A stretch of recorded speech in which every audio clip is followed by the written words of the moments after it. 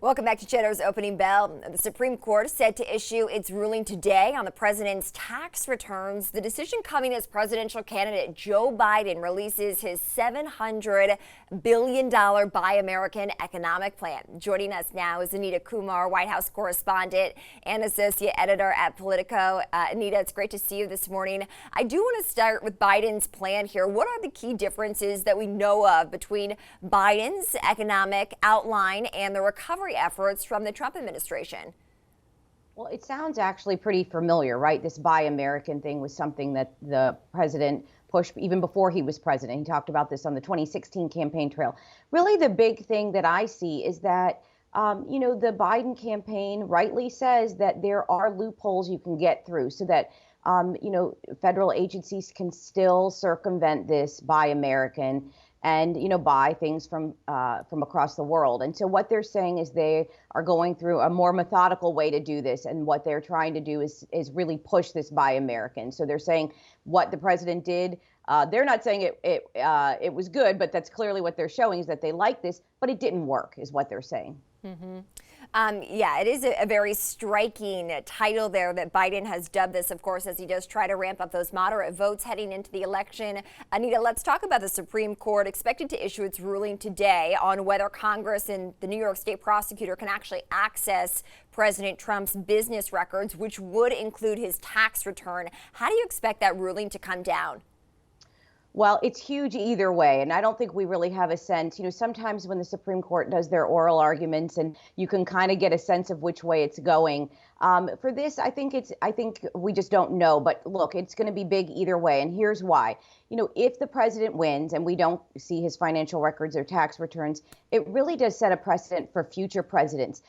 All presidents in modern times have released their tax returns to the public, actually when they're running, as they're campaigning, and the president has refused to do so for 3.5 years, more than 3.5 years. And so what will be the precedent coming up for all these other people that are running for president and who win the presidency? Now, if he loses, obviously that would be a huge impact for this election. I don't know what that timing would look like, but if he has to provide Congress or the prosecutor in New York those records, you would presume it would be in the next few months. And finally, people would be able to see those returns. And of course, one of the reasons that this case came about is that various people, mainly Democrats, believe that he has inflated his net worth or he's sort of cheated the government on taxes. And so they want to take a look at that. There's all sorts of other reasons they also want to look. What kind of money is he getting from federal governments? Does he have loans? That sort of thing. So it could really shake up this race.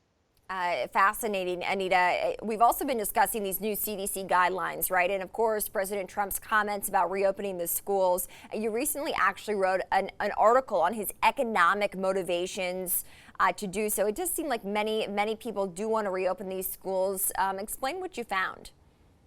Sure. I mean, with the president right now, obviously, when we're just a few months away from the election, that's really a lot of what he's thinking about.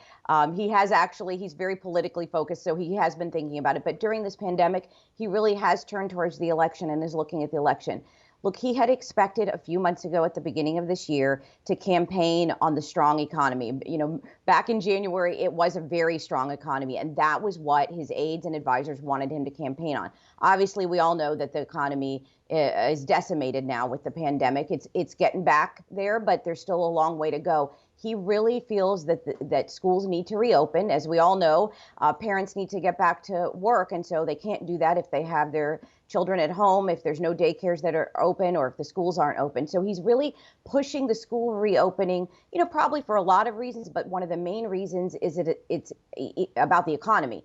He wants the economy restarted to recover in time for the election so he can say, look, I restored the economy once when I came into office. It was decimated by the pandemic, and I'm doing it a second time. That's the reason you should reelect me. Anita, is there any sort of way to quantify the impact to the economy if schools cannot reopen in bulk? Obviously, I think people want them reopened, but obviously safety a top priority. I think what we're seeing is a lot of schools haven't announced yet. So this is about the time that school districts are starting to announce. But what you're starting to see is people saying they're going to do this hybrid model. In Fairfax, Virginia, which is one of the largest school districts in the country, they said you can send your child to school for 2 days a week or 0 days a week. And so what does that look like? We always kind of assume these are sort of black and white. You either go, the kids are back in school or they're not back in school. But what we're probably going to see is a lot of this hybrid model. So then what does that do to offices? Do people actually go back to work on the days that their kids are back in school? It's a little bit unclear what that would look like. It might help the economy, but maybe not fully help the economy.